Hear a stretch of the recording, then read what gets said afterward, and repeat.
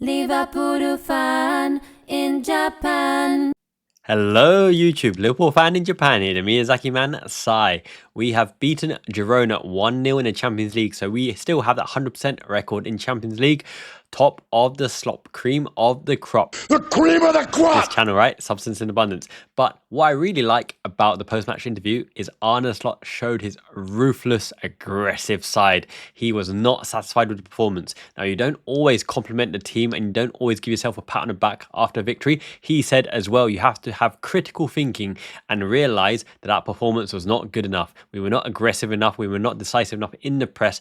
But I think he needs to cut the boys a little bit of slack because the fact is, Michel at Girona, the coach, is much heralded in terms of playing out from the back, luring the opposition and breaking their shape, similar to Arne Slot, the shiny one, up the shiny one. So, away at Girona, only coming away with a 1-0 victory is nothing to be scoffed at, but we came back into the match after Alisson Becker made heroic, tremendous saves. He's been out for a while, but came back as if he never missed a step. That is why Alisson Becker is world number one, Liverpool's number one, and Queeve Kelleher will need to bide his time.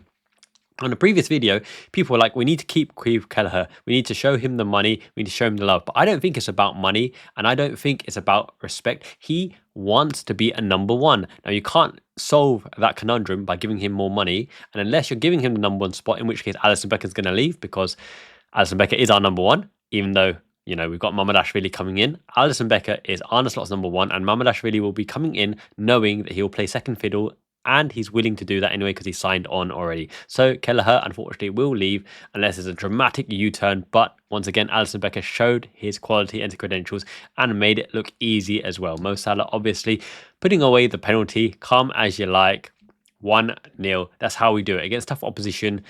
1-0 victory, any victory is fine. But Arne Slot mentioned you can't be hesitant. You can't give a few seconds in the press. You can't delay in being aggressive against a team who knows how to play out from the back. Our quality was not there on display, and it showed. But once again, the results means everything. The results justify the bad performance.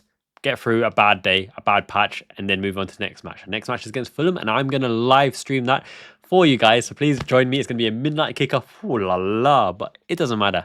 I'm really keen to do it because I miss talking to you guys and interacting with you guys live. So please join me for the live stream this weekend. That will be a cracker for sure. Now, let's get into Darwin Nunez, right? So he is getting criticism and he posted on Instagram and social medias, you know. Everyone who's a fan of him, supporting him, is still going to support him. And those that criticize him and want him out, he's still a Liverpool player, so please support him anyway. But it's only a minority in that regard. Everyone in the stadium respects his efforts and his tangible contribution because as he's part of the team, he contributes to the press, the space, and everything else that combines to make our team win anyway. But this is an interesting thing, right? Arne Slot is ruthless. I think Arne Slot will weigh up the opportunity to get in another player against the opportunity Darwin Nunez continuing in the number 9 role. And the reason behind this is we have Diogo Jota, who's a primary number 9, playing between the lines, a clinical finisher who can shoot off both feet, an intelligent player, a secondary playmaker like a Mo Salah between the lines, pseudo Firmino-like, but better at finishing, but not quite as good as linking up the play, although he's very, very game intelligent. But he's got his injury worries and he's 28 already, so not the long-term solution, but a very useful player to have in the squad. Darwin Nunez's attributes, we know, is pace, physicality, aggression, running behind lines. He can pass. He's not the best hold-up player. He hasn't got the most beautiful skills, although he does have quite good skills. Great shot variety for sure. A chip, a long shot with the right foot, finish with the left foot, can head the ball, can glance the ball as well. But sporadic finishing, and he's not a natural finisher, and he's not a placed finisher. The thing that Darwin Nunez lacks is composure in his finishing and just burying the chances when it comes his way.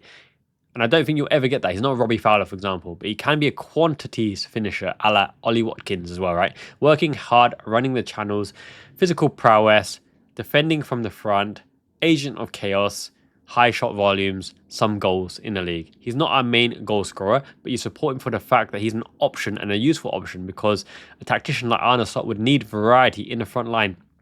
But when he is played and is trusted to lead the line, the 1 or 2 chances or 3 chances that come his way, he needs to be burying them and hopefully becoming a game winner. And it's his 3rd season here. The transition from Klopp to Slot should not be underestimated because under a new coach and a new way of playing, you're expected to do different things, noting and knowing that the system is not designed to make the most of his strengths. He is off the shoulder, spin and turn in behind, through balls galore, balls over the top, which is more akin to a Jurgen Klopp system, which is why Jurgen Klopp bought him.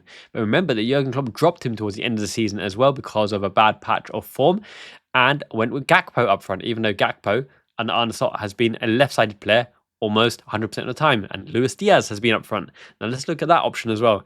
Lucho Diaz, great feet, great off the ball running, can hold up the ball, can drop deep, can link up the play, can finish when he's between the goalposts, right? Can cut inside and offer an extra effort on that front as well. Game intelligence, links up with Mo Salah, but Lucho Diaz hasn't been scoring either. Is it since September, since he had that big goal-scoring spurt and run of form? So he's not a consistent finisher either. Of the lot, only Diogo Jota can be considered a clinical finisher, but he's injured and he hasn't been finishing so many chances this season either. So you look at a team construct and it's only Mo Salah who's consistently bearing up, which is why he deserves the money and he's going to sign a new contract. Ho, ho, ho, holy Mo. Hopefully he gets it as a Christmas present to all the Liverpool fans. So the system is designed to get Mo Salah in the half space into prominent positions to play make and to score the goals. And he's a reliable goal scorer. And Nunez, Jota, Chiesa, Gakpo, Diaz, Van Dijk, McAllister, Szoboszlai, Elliott all plug away at adding extra goals. Now, I know we paid big money for Darwin Nunez, but let's weigh up a 65 million pound striker as a second rotational option who can direct run in the channels, run in behind, who gives you that option as well.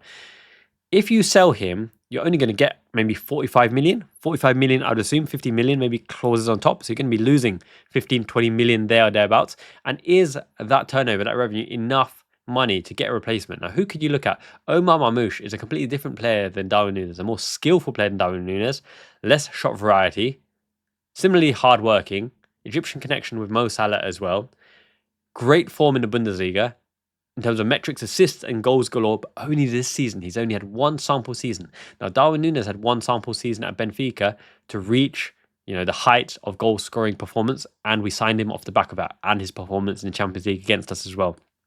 So Omar Marmoush is showing good form, better form than Darwin Nunez this season, but Darwin Nunez is showing equal form to an Ollie Watkins and better form than a Dominic Solanke. Now you look at world football and who are the prominent goal scorers, right? Lewandowski, Harry Kane, for example. Not every striker is on form. Manchester City do not have a form striker because Haaland is missing them and not scoring regularly. Arsenal's strike force, Havertz and Jesus aren't consistent finishers. Then you look at Chelsea. Nicholas Jackson is having a great run of form and contributing in terms of athletic prowess, but he can't hit a bundle with banjo half the time either. So he's a sporadic, hot and cold, peaks and troughs striker like Darwin Nunez. But the difference is Darwin Nunez and Arne Slot team has been winning not in spite of Darwin Nunez, but with him on the field and Mo Salah scoring the goals to win us the games predominantly. So you look at world strikers in football, who would you take to replace Darwin Nunez? If you look at like a Victor Gyokeres, for example, obviously he's got experience in England at Coventry, it's going to cost 100 million, which means you've got an offset of 50, 60 odd million to get a Gyokeres. Gyokeres is a hard-working striker with a clinical finish. Both feet are suitable. He can finish from all directions. He's not the best link-up player. And he needs a system designed to get him in on goal again and again and again. Because when you saw against Manchester City, he fluffed two very, very presentable chances, even though he did end up getting, was it the hat-trick? 2 penalties, for example. So, prepared to be frustrated if Gyokeres comes, because he's not the clinical finisher that you think you know on the YouTube highlight reels. He needs several chances to score the goals as well. So where else do you look? In-house, we have Federico Chiesa, who can finish, has got a great strike, but he's injury-prone in terms of recovering from the lack of a pre-season, constantly in and out of training with the muscle injuries, recovering from the ACL. He's shown after the ACL injury, he can play a lot of games consecutively in Juventus, but he's not an out-and-out striker as well. Now, who do we get in that position to have a link-up play? We are linked with Joao Pedro today at Brighton. Joao Pedro is a very, very interesting one because he's almost a Firmino light. He can link up the play, can drop into the pockets, can play number 10, can play second striker, can go into Mazzala side positions as well. But he's somewhat injury-prone as well. So do you sacrifice Darwin Nunez, who can run in behind and fit most of the time anyway, loves the club, is passionate, off form, absolutely bewildered by the amount of hatred and vitriol that goes his way, but he's never complained, never down tools, and he's giving it his all. Now, he's definitely off form and off colour, but he's still contributing to a winning team. You sacrifice him for an injury-prone player who probably does fit the system better, because then you'd have the Mane, Firmino, Salah kind of arc of attack. You have Joao Pedro in the pocket, dropping deep, connecting the play. Lucho Diaz coming in, Gakpo coming in, Salah coming in as well. Salah almost sitting alongside Joao Pedro to allow Lucho Diaz and Gakpo and Chiesa to come in, which would be really, really good to see. But would you take him because he's injury prone and it cost a lot because he's in form, shown he's a consistent goal threat, and he's quite clinical. He's got good finishes as well. Jogo Bonito, Brazilian flair, for example. He would be a good signing, but in spite of Darwin Nunez, over Darwin Nunez, different players is a very hard argument to make, because Jota can almost do what Joao Pedro does between the lines, and they're both injury prone. Would you swap Joao Pedro for Jota and keep Nunez? I know a lot of you are just going to say bin Nunez, get rid of Nunez, but what is the replacement? You don't get rid of our striker who has a high ceiling and contributes to a game-winning performance, who knows the system, who has time to improve on the slot. Because remember, this is Arne Slot's first season with a Darwin Nunez as well, right? Agent of Chaos. And I know the Agent of Chaos moniker is getting tiring because he's not scoring, right? So that's where the hatred is coming from, and the cold feet and cold shoulders from everyone in regards to Darwin Nunez. But the second line striker who doesn't down to, who comes on, offers an option, offers a threat, can score goals, has proven it can score goals, scored at Benfica and scored at Liverpool, and is trusted by Klopp and Slot to lead the line in a title chasing top of the league, top of the Champions League team, by the way. That's valuable in itself. Would you sacrifice him? And don't talk unrealistic numbers, 60 million, 40 million. What does 40 million get you nowadays? If we had a top striker in mind that would fit Arne Slot's style play, the slot machine, slot ball, then yes, you sacrifice him because that's what Slot wants. It's about building a team that Arne Slot wants. Now, I like Darwin Nunez. I love his enthusiasm. I love his passion, and I love his attributes. He's off form. Sure, I can't deny that. He's not scoring the amount of goals. Can't deny that. He's our number 9, and he should be scoring at least double figures every season. He might not even get that this season, but he's contributing in a team, giving it his all, and I support him. As long as he wears the red shirt, I support him, as I do with everyone else who deserves it and is not an outright, bad egg spitting at fans or definitely, wanting to leave or playing for a move to Real Madrid, for example. So Darwin Nunez, the character, love him. Childlike enthusiasm. Suarez vouched for him. Klopp played him. Slot played him. I back him. I like what I see. He's not scoring, but contributing off the ball work, tackling between the lines. He has a bunch of attributes, don't all quite work together, and as it is at the moment, doesn't quite fit in terms of what Arne Slot needs, which is ultimately him becoming a game winner. But we have the ultimate game winner in Mo Salah, so it kind of negates it somewhat. But I understand the criticism of Darwin Nunez, and completely fair enough for those that want to get rid of him. But what is the plan B? And don't just throw a name. How do they fit in tactically with the Liverpool team and what we're trying to achieve, right? Gyokeres would be a great signing, but don't expect him to bury chance after chance, because he needs volumes as well, which means the team has to be jiggled to make sure we can get him into goal scoring positions again and again, which somewhat sacrifices the fact that we're trying to get Lucho Diaz and Gakpo into goal scoring positions and Salah to facilitate them and being the secondary runner to get in the box as well.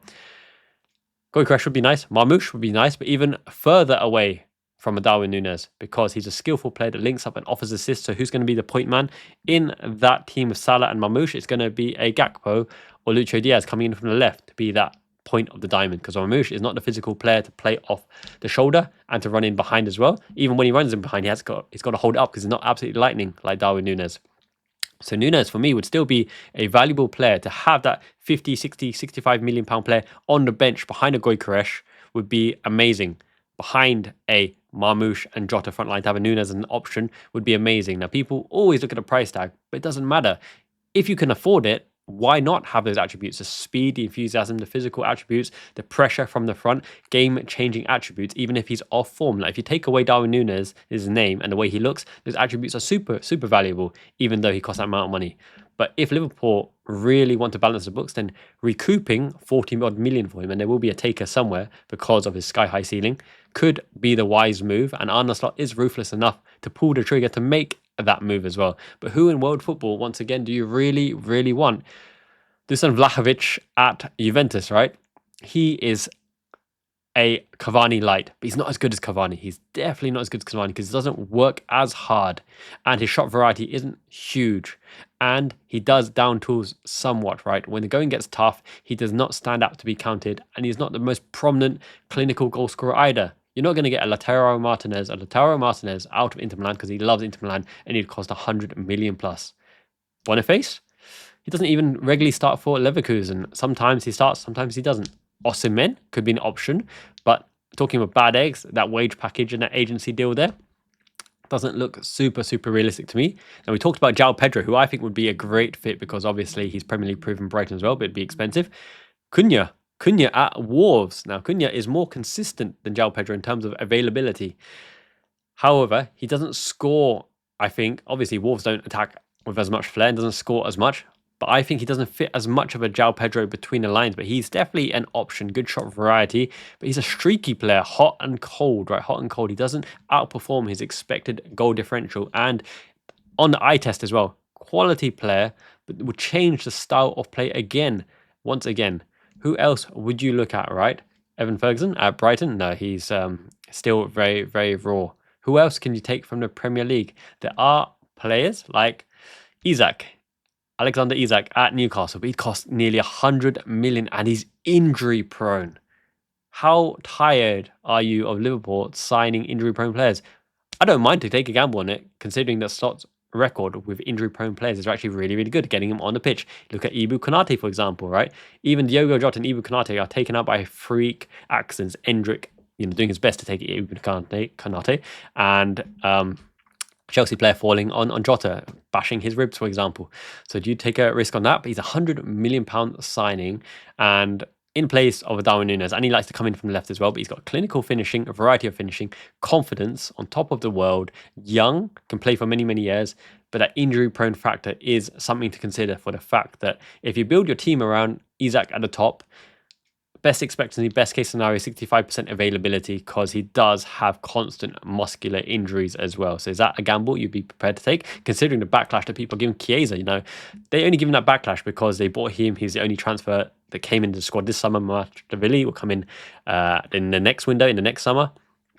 But, the injuries and the illness and the sickness, look at the backlash that he's getting. So if you spend amount of money on an injury-prone player, how much backlash would you get if Isak is not constantly available for the biggest of matches? Then you got Jota again with Salah and Diaz up front, which is very strong. But you'd always kill for Nunez as the secondary option there because it gives you variety, stretches defense, and you got to play differently, especially when Trent Alexander-Arnold is on the pitch alongside Darwin Nunez.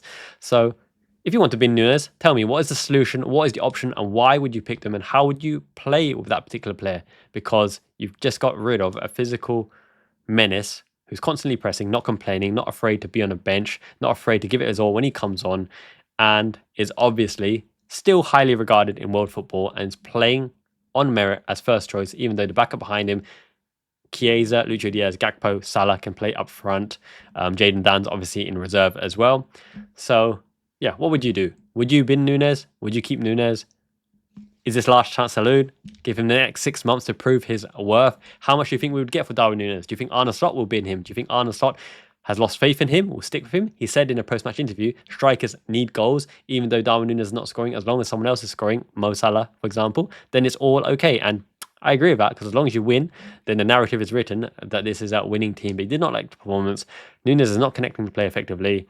We're not built to hit him in between the lines. And on the odd occasion, he's got a shot. He's not burying them as well. So he's definitely off colour, off key, and not showing the love in terms of social media. But he's a constant threat. His attributes always will give the opposition something to think about. And it does create space. Whether you like it or not, his existence creates space, even though he doesn't hold up the ball. So sometimes we don't utilise the space. There's a balanced argument for Darwin Nunez.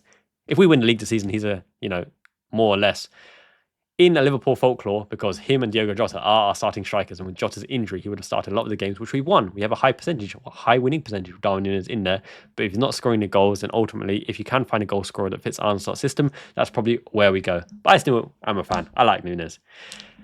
Yep, up the shiny one. He will give us his all until the day he leaves the club. And it'll be a sad day, because it's just pure joy watching him cause havoc and chaos. And he's so entertaining. You never know what he's going to do, right?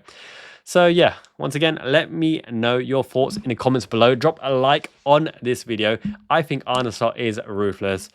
If Nunez does not score the winner, I would say in 3 decisive games to turn the tide, I think there's every chance, and Slot might say, look, you've had your chance, you've had your opportunity, but I wish you the best. Try your luck at a different club, and he'll bring in a striker who he thinks reliably can release Lucho Diaz in the diagonal, hold it up for Gakpo to shoot across, bring Salah into the Mazzala position as well, and play from that position.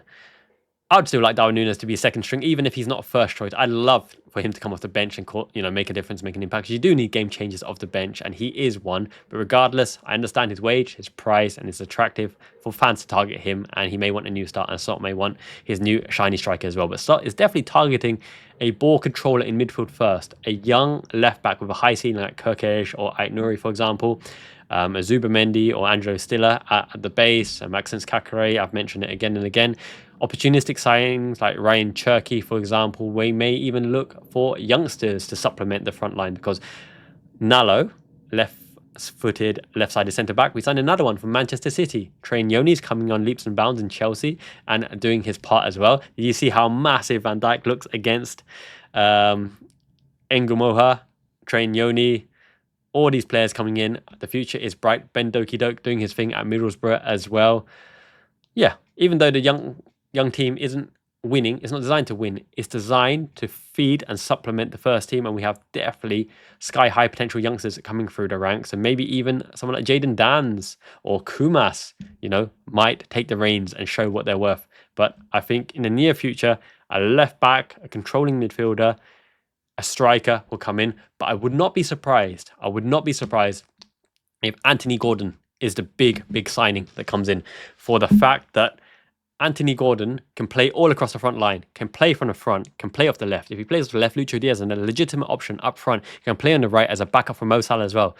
We came so close to swapping Joe Gomez for Anthony Gordon, and I'm glad we kept Gomez Maldini, because he is due a goal. He's got his centenary coming up, right? His 10th year at Liverpool. He's delighted to have the opportunity to stay. He feels privileged to play for Liverpool. Has never let us down. He was in the title-winning team backline with Virgil van Dijk, and he's a lovable guy that's never caused any issue or any problem. And he even forgave Sterling in the England camp for disrupting it and allowed Sterling to stay as well. Speaks massively to his personality. He's the strongest and fittest in the gym, apparently, according to Gakpo and some other players. Was it Curtis Jones, for example? I love that bromance between Curtis Jones and Gakpo. So, up the Gomez Maldini, Joe Gomez, Darwin Nunez, full faith in you. Bring home the bacon in terms of Premier League and the Champions League. At least score a few winning goals, a few clutch winning goals. I have faith and support in you. You're not everyone's favourite player. A lot of supporters have turned their back on you, want you sold. But look, you're here to stay until at least the end of the season. Let's see what Slot decides. I back Slot fully, because this is his team. He's doing beautiful things. In the Battle of the Balls, we struck gold. In terms of striking gold, you found this channel. If you enjoyed my content, this video, please subscribe.